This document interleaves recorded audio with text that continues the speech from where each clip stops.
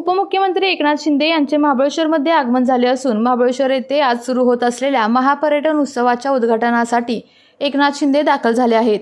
2 मे ते 4 मे असे 3 दिवस हा महोत्सव सुरू राहणार आहे। काही वेळात एकनाथ शिंदे यांच्या हस्ते उद्घाटन देखील होणार आहे।